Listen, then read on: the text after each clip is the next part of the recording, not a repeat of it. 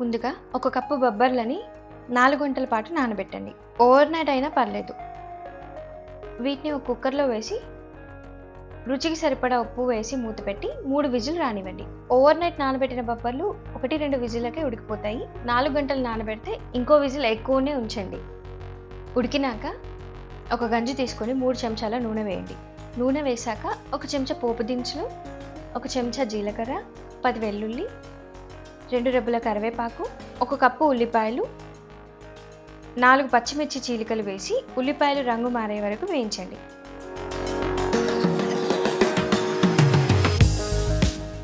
దాంట్లో 1 చిటికెడు పసుపు, కొంచెం ఉప్పు వేయండి. బొబ్బర్లలో ఆల్రెడీ ఉప్పు వేస్తాం కాబట్టి ఇప్పుడు కేవలం ఉల్లిపాయలు, పచ్చిమిర్చికి సరిపడా మాత్రమే ఉప్పు వేసి బొబ్బర్లను పోపులో వేసి కలపండి.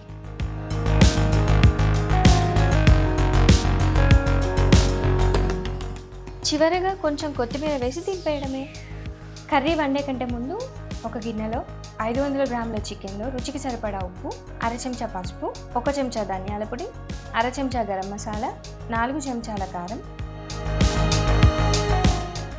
2 చెంచాల అల్లం వెల్లుల్లి పేస్ట్, అన్ని ఇంగ్రీడియంట్స్ని కలిపి పక్కన పెట్టండి.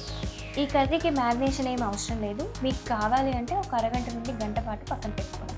ఇప్పుడు ఇంకో గంజులో 1/2 కప్పు ఆయిల్ వేసి వేడయ్యాక 1 కప్పు ఉల్లిపాయలు వేసి వేయించండి.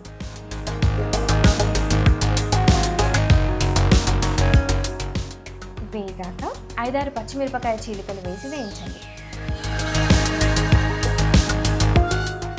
రంగు మారాక కొంచెం పుదీనా ఆకులు వేసి ముందుగా మసాలాలు కలిపి పెట్టిన చికెన్ని వేసి నూనెలో 5 నిమిషాలు వేగనివ్వండి.